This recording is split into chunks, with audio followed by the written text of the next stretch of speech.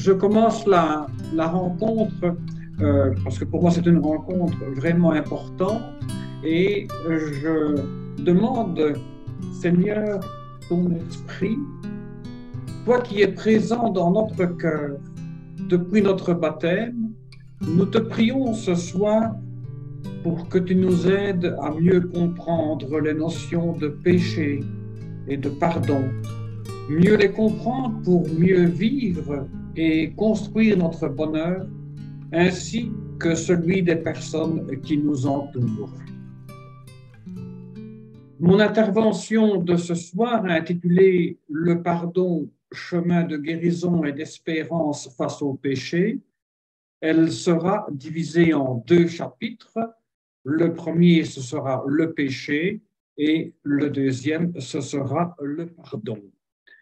Le premier chapitre, le péché. Dans l'ordinaire de la messe, autrement dit, les paroles qui reviennent d'office à chaque messe, si le célébrant proclame littéralement toutes les rubriques du missel romain, les notions de péché et de pécheur reviennent à 15 reprises. Ce n'est pas à première vue très encourageant. Si je n'y prends garde, cela a de quoi raviver de vieilles culpabilités et l'image d'un Dieu qui nous sauve, mais à quel prix? Les humains sont foncièrement mauvais, Dieu seul est bon. C'est bien ce qui s'est enseigné dans le christianisme et qui, reconnaissons-le, n'est pas ce qu'on peut appeler une bonne nouvelle. Pourtant, l'évangile que nous entendrons dimanche et qui a guidé le thème de ce soir, le péché, voilà un mot qui, à peine prononcé, soulève immédiatement des questions contradictoires, ce qui complique ma tâche ce soir. Et je vais donner 4 éléments. Comment tenter de vous rejoindre dans ces questions? Comment vous rejoindre, vous qui avez fait depuis quelques années la découverte émerveillée de Dieu qui pardonne inlassablement le péché des hommes, car il est amour et miséricorde. Et vous qui avez renoncé depuis longtemps à recevoir le sacrement du pardon, depuis que vous avez pris conscience que l'énumération d'un catalogue de péchés sonne faux, je veux bien me reconnaître pécheur, dites-vous, mais je n'arrive pas à dire quels sont mes péchés. Comment vous rejoindre, vous, qui vous culpabilisez sans cesse en disant « Qui va me délivrer de cette culpabilité que je traîne comme un boulet ?» Et vous, qui vivez bien équilibré, et tant mieux, mais tellement tranquille et sans question, que vous vous demandez « Est-ce que je ne suis pas tranquillement en train de perdre le sens du péché? » J'ai la conscience de plus en plus large, et si je n'y prends garde, j'arriverai à décider de faire un peu n'importe quoi en me disant « Ça ne regarde que moi, je ne fais de mal à personne. » Personnellement, j'aimerais vous rejoindre dans le thème qui nous retient ce soir, moyennant 3 attitudes. La première, la fidélité. En effet, la réalité du péché cache une vérité qui ne m'appartient pas, qui est bien supérieure à tout ce que je vais raconter. Deuxième attitude, le respect. Le respect parce que je veux respecter vos combats, vos échecs, vos luttes dans ce domaine. Et la troisième attitude, c'est l'humilité. Car quel que soit celui qui parle, que ce soit le bon pape François, que ce soit une maman, que ce soit un prêtre, que ce soit n'importe qui, c'est toujours un pécheur qui parle à d'autres pécheurs. Je voudrais donc aborder brièvement ce thème du péché en 6 points. Le premier point, c'est que le principal péché, c'est de dire qu'il n'y en a pas. Bien sûr que je n'ignore rien de tous les conditionnements qui atténuent notre liberté, tous les déterminismes conscients, inconscients et collectifs qui diminuent notre part de décision libre, à tel point que nous sommes parfois tentés de dire « qu'est-ce qui me reste de liberté ?» Eh bien, c'est avec ce qui me reste de liberté que je peux pécher, comme c'est avec ce qui me reste de liberté que j'ai un jour choisi de devenir prêtre, d'exercer ma mission pastorale avec des équipes de confrères et de laïcs, que j'ai décidé de devenir aumônier de prison, et c'est aussi avec ma liberté que je choisis des initiatives de solidarité à prendre. Autrement dit, je refuse d'être une marionnette, un pantin. C'est pourquoi j'affirme, il y a pire que de faire le mal, c'est de commettre ce mal en prétendant que ça n'a rien à voir et que ce n'est pas de ma faute et que ce n'est rien. Deuxième élément, deuxième flash sur le péché, et rapidement, c'est que le péché, pour moi, c'est la distance entre notre vie et l'Évangile. Cette distance, elle existera toujours. C'est pourquoi je suis un pécheur. La conversion, ce sont les pas que je fais pour tenter de réduire cette distance. Dieu fait inlassablement les premiers pas pour couvrir toute la distance et ça me rassure. Troisième petit flash, le péché, que j'essaie de dire avec mes mots, c'est ce qui défigure un visage, c'est ce qui défigure des relations entre des gens. Quatrième petit flash, pour mieux comprendre cette notion du péché, les meilleurs mots, à mon humble avis, pour désigner le péché, c'est manquer son but, rater sa cible. Commettre un péché, c'est se tromper de bonheur. Cinquième petit flash qui est un peu plus long. Le péché, disait le théologien Maurice Bellet, si vous voulez savoir ce que c'est, ouvrez le journal, regardez la télé.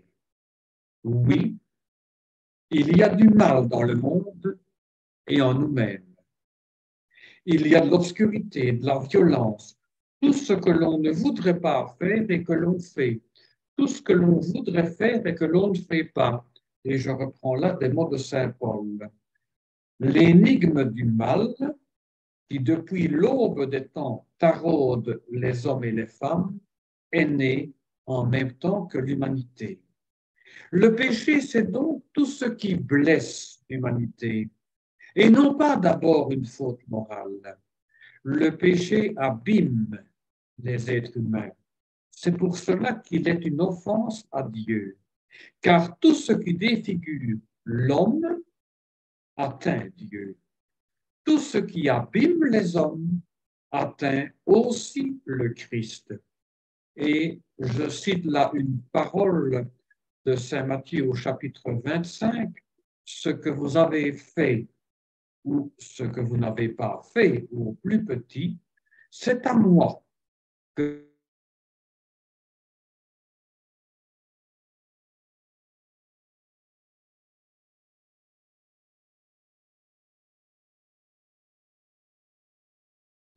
le sixième point, le dernier point concernant le péché, ce sont de petits flashs évidemment. Si la violence habite l'humanité depuis ses origines et que nul n'en est épargné, on le voit bien maintenant avec toutes ces guerres qui se passent tout dans le monde, l'amour indéfectible de Dieu enveloppe toute l'humanité parce qu'un humain, un homme, Jésus, a brisé le cercle infernal de la violence, parce qu'il est allé jusqu'au bout de l'amour, et que la vie qui va jusqu'au bout de l'amour est plus forte que toutes les violences. Cette vie est plus forte que la mort elle-même. Pour l'entendre, il faut juste retirer de nos oreilles ces bouchons d'habitude et de discours culpabilisants hérités du passé. Débarrassés de ces bouchons, nous pourrons percevoir le murmure de cette voix qui sans fin nous redit que Dieu est amour et qu'il pardonne. C'est le pardon qu'il me paraît essentiel de développer plus largement ce soir, de manière inversement proportionnelle au nombre de fois qu'il y est fait allusion dans l'ordinaire de la messe. Il y est fait allusion 2 fois lors de la conclusion du Kyrie et dans la prière du Notre Père.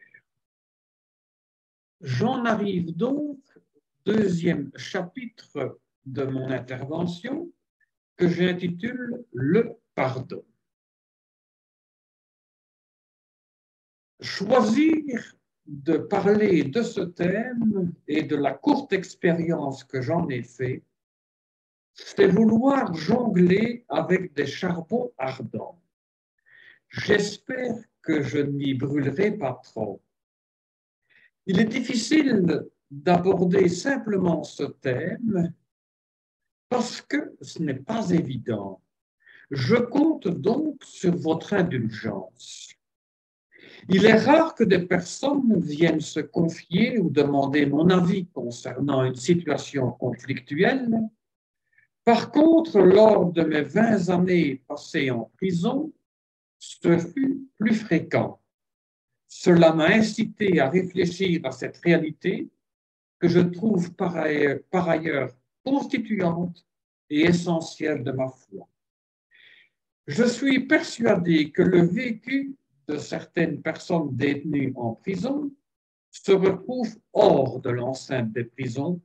C'est pourquoi j'ai pris le risque de répondre à l'invitation de Bénédicte et de Cédric que nous avons entendu me présenter. Voilà. Au niveau du pardon, je voudrais commencer par en parler avec, de manière ce qu'il n'est pas.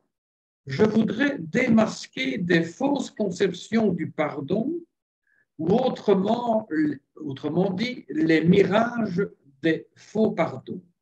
Et là, je vais donner 8 petits flashs concernant des fausses conceptions du pardon. Le premier flash, demander le pardon ou pardonner, ça ne signifie pas oublier. Un acte ou un délit ont été commis. Le comportement de telle personne proche ou lointaine peut être ressenti douloureusement. Eh bien, cela, ça fait partie de l'histoire. Personne ne saurait enlever cela. Deuxième petit point. Demander le pardon ou pardonner, cela ne signifie pas nier. En effet, tant qu'une personne refuse de reconnaître les faits et la souffrance qui les accompagne chez les victimes ou chez elles, eh bien, cette personne n'est pas mûre pour enclencher le processus du pardon. Troisième fausse conception du pardon, demander pardon, ce n'est pas formuler des excuses. En effet, pour moi, se contenter d'excuses minimise la faute. Par contre, certaines situations ne demandent que des excuses et pas un pardon. Et je voudrais prendre un exemple que j'ai entendu récemment à la télévision. Le présentateur du journal TV introduit plusieurs sujets pendant son JT et lors de l'introduction de 2 ou 3 sujets qui devaient être développés par des images et un reportage ne sont pas arrivés à l'antenne suite à un problème technique. Et à la fin du JT, le présentateur a demandé pardon aux spectateurs.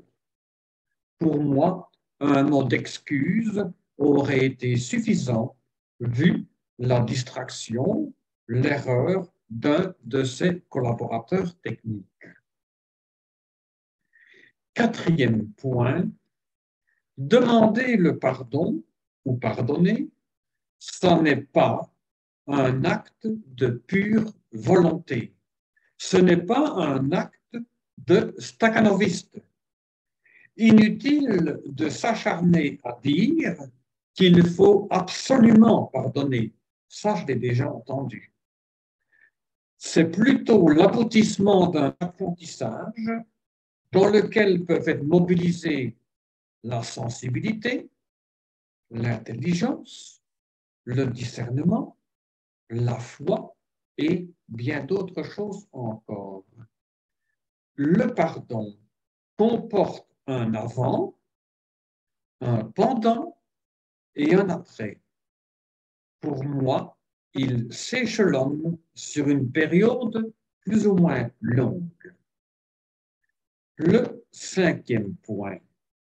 Accorder le pardon ne donne pas droit à faire valoir une supériorité morale.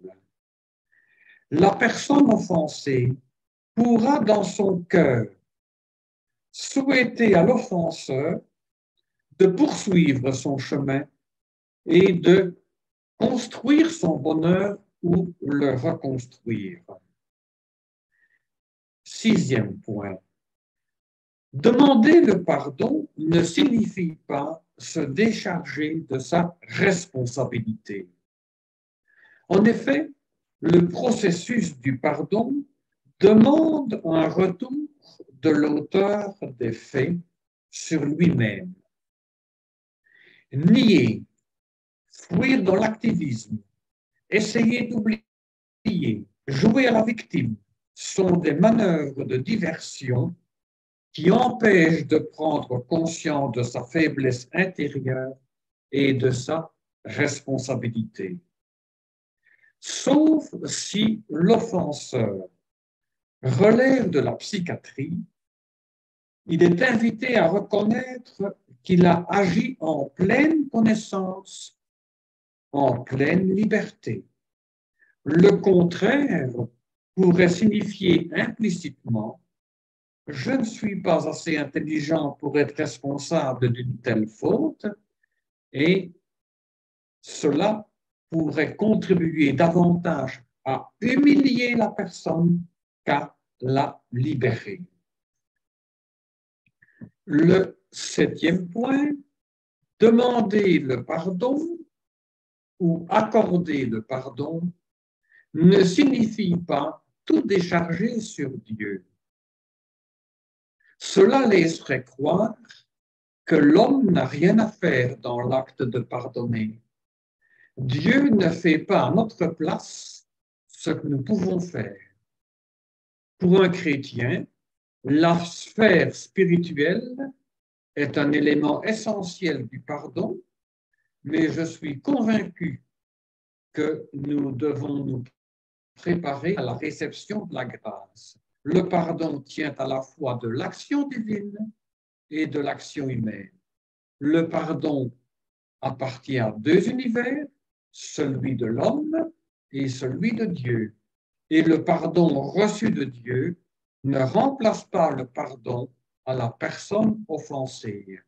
Mais le pardon de Dieu brise la spirale du péché.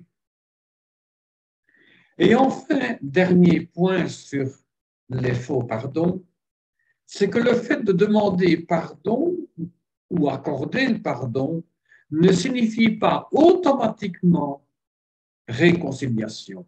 Il y a deux mots en français, donc il y a deux réalités. Le but ultime du pardon est bien sûr la réconciliation, mais le pardon est possible sans la réconciliation. Même si la demande de pardon ou le pardon n'aboutissent pas à une réconciliation, ils n'en seront pas moins bénéfiques à celui ou à celle qui demande le pardon, ainsi qu'à celui ou celle qui l'accorde, même implicitement. La victime se sera d'abord réconciliée avec elle-même. Ensuite, elle ne se sentira plus dominée par le sentiment de vengeance. Elle aura réussi à ne plus juger son offenseur, mais à tenter de le comprendre. Elle sera ainsi dans de meilleures dispositions pour accepter l'éventuel pardon demandé par son offenseur. Elle pourra dans son cœur caresser l'espoir que la bienveillance manifestée à l'égard de son offenseur transforme le cœur de ce dernier.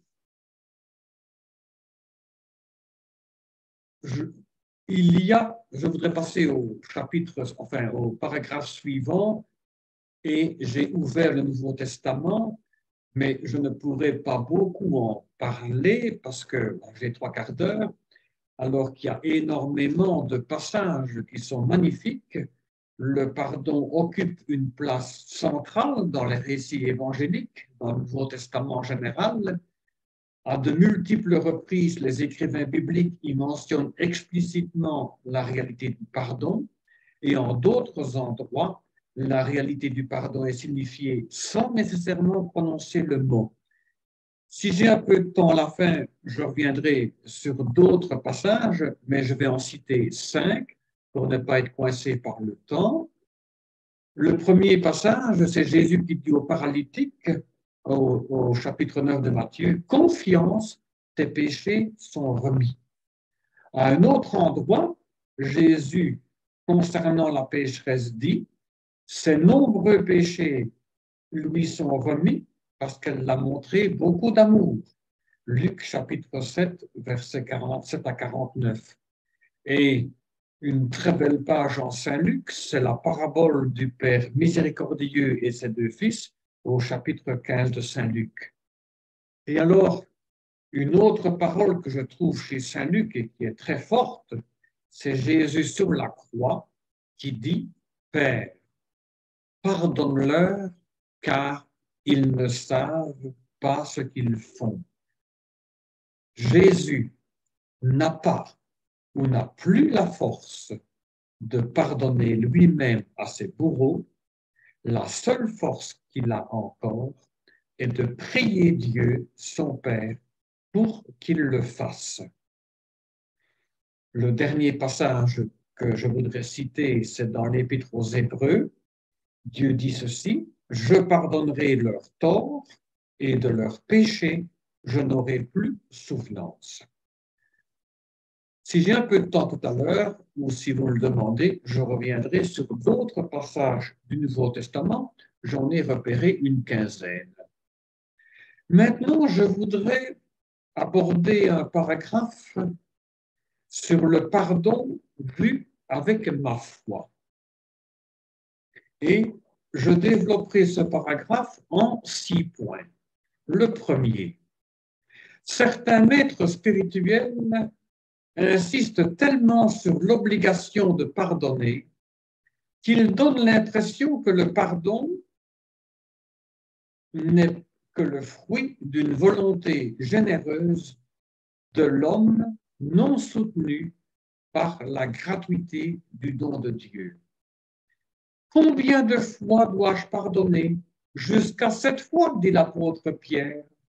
Cela sous-entend que Pierre est imprégné de préoccupations légalistes, attend des règles précises sur le pardon, et à ses yeux, le pardon est l'objet d'un commandement et d'un précepte. Je ne te dis pas jusqu'à 7 fois, mais jusqu'à 77 fois. Cette fois, lui répond Jésus. Cette réponse prend le contre-pied de la prescription. Pour Jésus, le pardon relève de la symbolique de la gratuité, laquelle régit les rapports intimes entre Dieu et l'être humain. Pour Jésus, le pardon implique la conversion du cœur et l'option d'un style de vie correspondant aux mœurs divines. Deuxième point concernant le pardon avec l'angle de la foi, il existe des fausses images de Dieu qui se mettent en travers du pardon, à mon sens. Par exemple, celle d'un Dieu dont le pardon serait conditionné par des pardons humains. Dieu ne me pardonnerait qu'à la condition que j'ai pardonné à autrui. Cette façon de penser le pardon s'appuie par exemple sur une mauvaise compréhension des paroles du Notre Père. Pardonne-nous nos offenses, comme nous pardonnons aussi à ceux qui nous ont offensés. Et une fois un détenu m'a dit, si Dieu doit nous pardonner comme nous pardonnons, alors j'ai bien peur qu'il ait peu de travail, m'a-t-il dit. Dieu mettrait des limites à son amour et cesserait de prendre l'initiative du pardon pour se mettre à la remorque des pauvres pardons humains? Eh bien, non. L'obligation du pardon dans Notre Père est située dans le contexte d'un amour spontané et gratuit des béatitudes.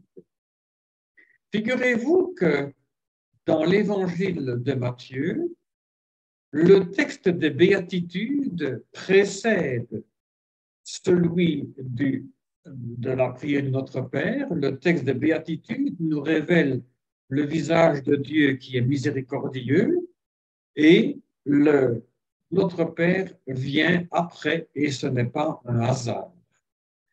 Pour éviter toute ambiguïté, quand je récite le Notre Père, dans le sens des paroles de saint Paul, je dis ceci, comme le Seigneur vous a pardonné, faites de même aussi. Et l'abbé Goffinet, que certains d'entre vous connaissent, me confiait sa préférence pour la formule suivante, Seigneur, pardonne-nous nos offenses, afin que nous puissions pardonner à ceux qui nous ont offensés.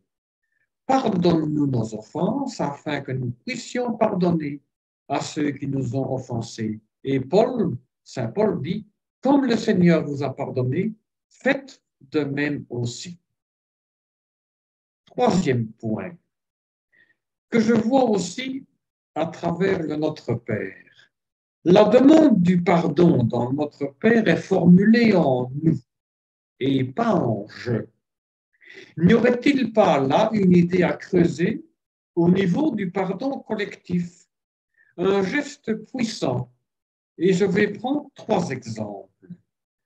Un geste puissant comme celui de Willy Brandt, qui s'est déplacé à Varsovie, qui s'est mis à genoux devant le monument du ghetto et qui a demandé pardon pour le mal fait par l'Allemagne à des millions de personnes.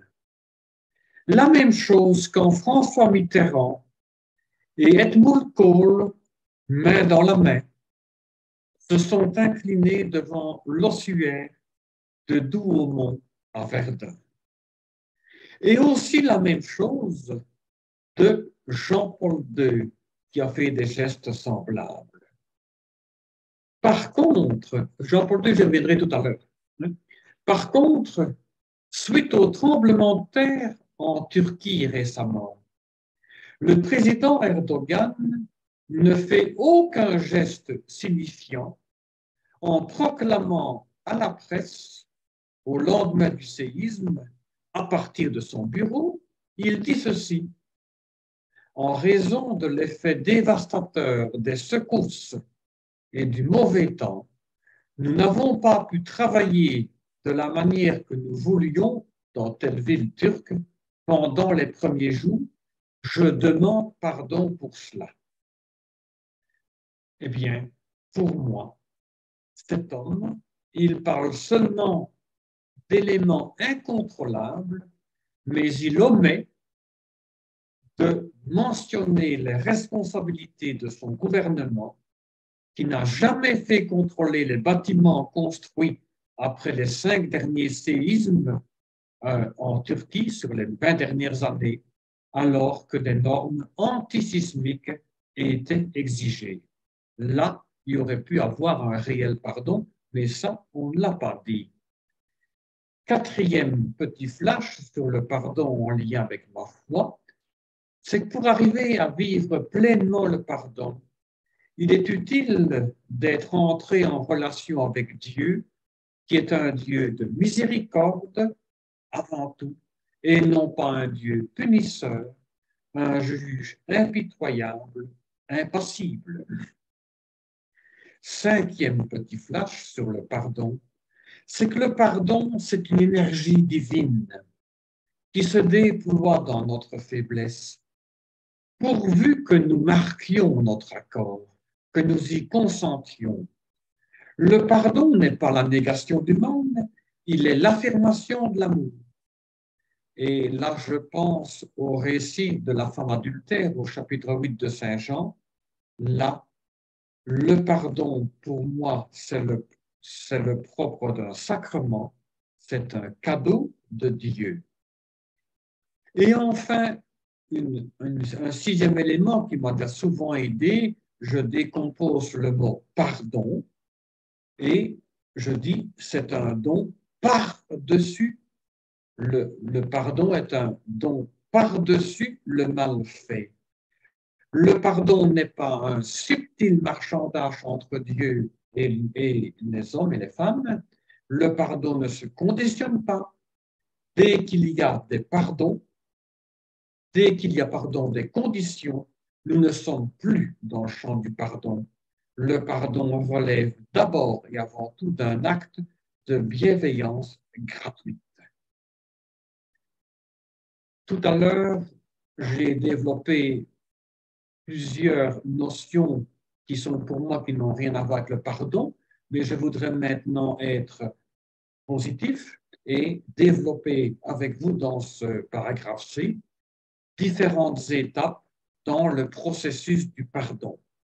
Et avant de développer les 12 points, je voudrais dire que certains de ces 12 points sont applicables aux deux parties, celui qui pardonne et celui qui reçoit le pardon, et d'autres étapes sont applicables seulement à une des deux parties. Savoir pardonner et savoir accepter le pardon, ce n'est pas naturel, c'est un art, ce n'est pas une science. Notons aussi que l'auteur d'un acte ou d'un délit est parfois lui-même victime ou l'a été. Et là, c'est mon expérience derrière les barreaux qui me permet de vous dire cela. Je développe donc en 12 points différentes étapes dans le processus du pardon. Le premier point, c'est rayer l'esprit de vengeance. Cesser les gestes offensants et les faire cesser. Et je vais donner deux exemples. Vengeance sur la compagne qui a demandé le divorce ou qui refuse de laisser les enfants rencontrer leur père. Un deuxième exemple qu'on entend pratiquement toutes les semaines dans les médias, c'est la réalité d'Israël avec les Palestiniens. C'est toujours l'esprit de vengeance qui est prédominant.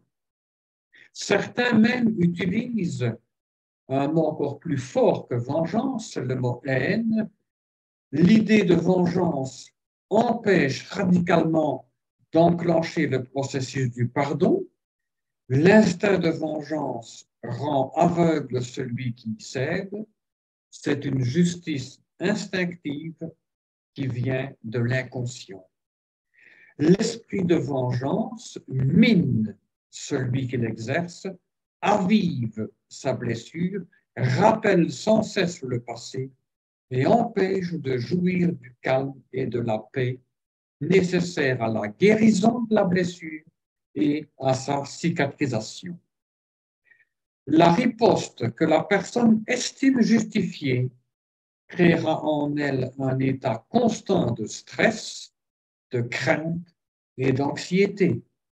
Cette personne craindra sans cesse le jour où son adversaire pourrait passer à la contre-attaque. La décision de ne pas se venger est pour moi le point de départ de tout véritable pardon. Deuxième étape, c'est prendre conscience que nous sommes dignes de pardon. Celui qui ne s'aime pas, celui qui ne s'apprécie pas lui-même, aura des difficultés à demander le pardon ou à accepter le pardon de l'autre. Troisième étape, c'est de reconnaître sa blessure intérieure, de reconnaître son sentiment d'humiliation, que de fois j'ai été témoin de personnes qui ont pleuré devant moi et elles s'excusaient et je leur disais non, ne t'excuse pas, c'est tout à fait humain, c'est tout à fait normal et cela te grandit. Quatrième point, dans le processus du pardon, il est utile de partager sa blessure avec une personne de confiance qui écoutera sans juger ou aussi, avec un professionnel, avec un psychologue par exemple. Et cela aide beaucoup. Cinquième point, cinquième étape, c'est acquérir progressivement la conviction de ne plus recommencer tel ou tel acte. Autrement dit, ne pas perpétuer en soi-même et chez les autres le mal commis ou le mal subi. La personne qui est dans un processus de pardon prend conscience qu'elle est amenée à sortir de certaines addictions qu'elle a en elle. Et je donne quelques exemples. Addiction au vol, la kleptomanie. Addiction à l'argent, notamment l'argent facile. Addiction au pouvoir. Addiction à une sexualité irrespectueuse. Addiction à la vitesse. Addiction à la peur du manque. Le pardon bien vécu contribue à arrêter des gestes répétitifs. J'en arrive à la sixième étape et je serai à la moitié de ce paragraphe. La sixième étape dans le processus du pardon, c'est sortir progressivement d'un ressentiment dévastateur constant. Faire le deuil de ce qui a été perdu et qui ne reviendra jamais. Le pardon donné ou reçu contribue à guérir. À contrario, il arrive que des maladies psychosomatiques apparaissent à cause d'un ressentiment dévastateur permanent. Par exemple, un cancer. Et j'ai aussi l'exemple de Joël, qui a commis un meurtre sous l'effet de l'alcool et qui m'a dit ne jamais pouvoir fermer les yeux sans revoir sa victime et souhaiter être à sa place. Et puis progressivement, il a pris conscience que ce non-pardon pouvait le ronger très fort. Septième étape, maîtriser sa colère intérieure. Une colère refoulée peut se déplacer soit vers un innocent, soit vers soi-même. Et par exemple, générer de l'autoflagellation. Ça, j'ai parfois vu au cachot et j'ai eu des témoignages dans ce sens-là. Le cachot en prison, bien sûr. Huitième étape, c'est comprendre son adversaire. Les partenaires ou les adversaires sont amenés à cesser de se blâmer, à mieux comprendre leur passé, à reconnaître leurs différences et même leurs oppositions, sans pourtant se réduire à celles-ci. C'est aussi dépasser la négation de l'autre et l'isolement de soi-même, souvent engendré par les conflits. Le pardon ouvre une dimension humaine nouvelle. Et le pardon, c'est accepter humblement de se trouver devant le mystère d'une personne. En effet, tout ne s'explique pas rationnellement. 9e étape, se mobiliser pour l'avenir. Le pardon est une porte vers la liberté. En cherchant à enclencher un processus de pardon, les personnes espèrent ne plus s'accrocher à leur passé avec obstination, donc à ne pas rater leur présent, ni bloquer leur avenir. 10e étape, lorsqu'il y a eu un délit et un jugement prononcé par le tribunal, demander le pardon exige que le verdict et la peine soient acceptés par l'auteur de l'acte.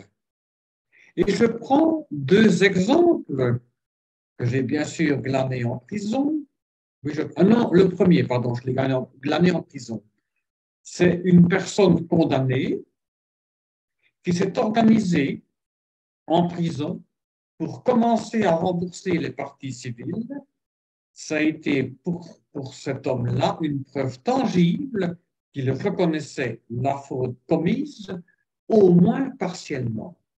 Et le deuxième bel exemple, j'avais dit tout à l'heure que j'y reviendrai, c'est celui du pape Jean-Paul II, qui a pardonné à son assassin Axin parce que celui-ci a reconnu et accepté sa faute.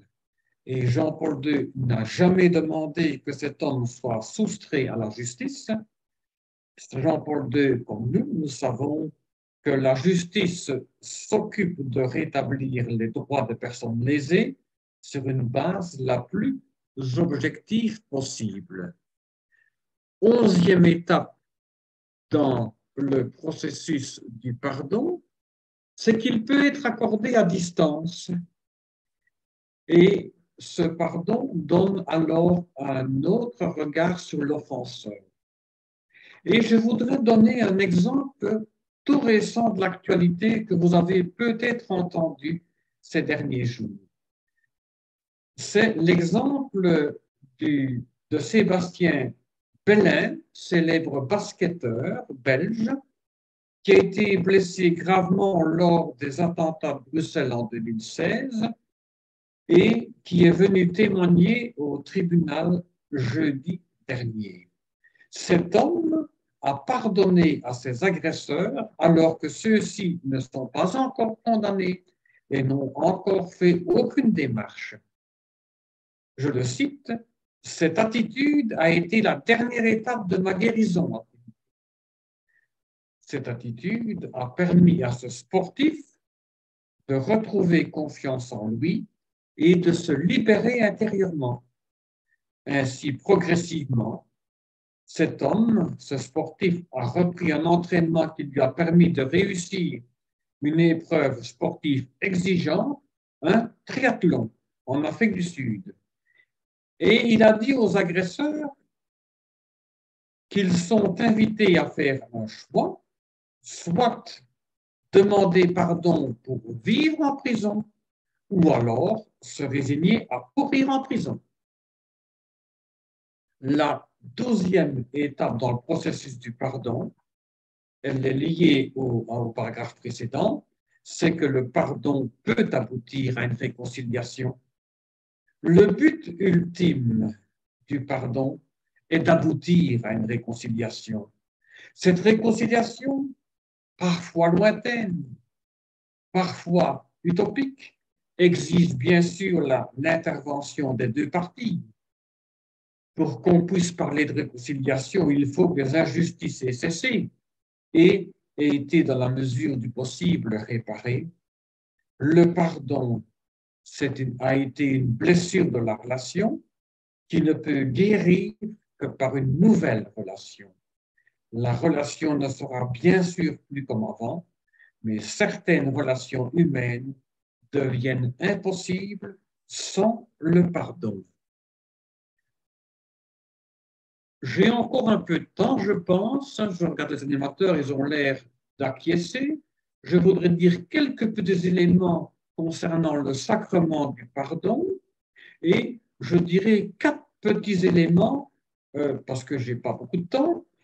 La première chose concernant le sacrement du pardon, c'est pour moi un aboutissement et pas un départ, et certainement pas un acte magique. Le deuxième élément concernant ce beau sacrement, c'est qu'il comporte un aveu. En agissant de la sorte, la personne se décharge d'un poids devenu trop lourd à porter pour elle. La personne trouvera une paix intérieure et une harmonie qui lui donneront la force, l'énergie pour ensuite demander pardon à certaines personnes et pour accorder le pardon à d'autres. Et je revois des choses que j'ai dites plus haut. Le troisième petit flash, et je suis conscient que je suis très court, mais voilà, le sacrement du pardon est vécu en présence d'un prêtre qui a reçu le mandat de l'Église pour exercer cette mission. Et le prêtre représente donc plus que lui-même. Le pénitent n'est plus seul, il est entré dans une dynamique communautaire. Et il est arrivé souvent, moi, quand j'ai vécu le sacrement du pardon avec des personnes, qu'elles ont demandé de participer à la messe après avoir reçu le sacrement du pardon. Elles étaient donc avec d'autres personnes. Quatrième élément concernant ce sacrement, le sacrement du pardon n'apporte pas un pardon facile qui ne serait qu'une sorte de déni du mal accompli. Bien sûr que le sacrement donne le pardon de Dieu comme une grâce à vivre, comme une tâche à mener, comme une humanité à faire avec la force du sacrement, avec la force de Dieu. S'il y a le pardon de Dieu, c'est parce que Dieu lui-même est touché par ce qui a été fait, par ce qui a été dit ou ce qui n'a pas été dit à l'encontre d'autrui. Et je reprends de nouveau une parole évangélique en Matthieu 25. Chaque fois que vous l'avez fait à l'un de ces petits qui sont mes frères, c'est à moi que vous l'avez fait. Autrement dit, Dieu vibre, le cœur de Dieu vibre quand le pardon est construit, quand le pardon se vit. J'en arrive à la conclusion et je pense que je serai dans les temps. La conclusion, je vais la faire en 5 points. Le premier point, c'est que le pardon n'est pas une obligation morale. Même si le pardon occupe une grande place dans ma foi, mon vécu m'a appris à ne plus dire des phrases telles que les 3 suivantes. Il faut pardonner aux autres. Une autre phrase que je ne dis plus, l'Évangile nous oblige à pardonner. Et une troisième phrase que je ne dis plus, si j'ai fait le mal, je dois demander au plus vite le sacrement du pardon. Avec tout ce que je viens de dire avant, et cela sonne faux. Deuxième point de conclusion, c'est que le pardon n'est pas une activité purement religieuse, spirituelle. Il touche à toutes les dimensions de la personne. La dimension spirituelle, bien sûr, mais je l'ai montré pendant cette intervention, pendant cette conférence, la dimension biologique, la dimension psychologique et la dimension sociologique. Troisième point de conclusion, c'est que le pardon, c'est dépasser notre capacité naturelle d'aimer et d'être aimé. Le pardon se dit, se vit précisément là où quelque chose a été brisé dans la relation humaine. Qu'il soit demandé ou reçu, qu'il soit espéré ou accueilli, Le pardon relève de l'expérience d'aimer et d'être aimé au-delà et malgré tout ce qui pourrait enfermer dans la nuit du non-amour. Quatrième conclusion, c'est que le pardon est une tâche à vivre dans la durée. Le pardon est un processus dont on ne maîtrise pas tous les tenants et aboutissants. Le pardon est une tâche marquée par d'inévitables tâtonnements et d'échecs.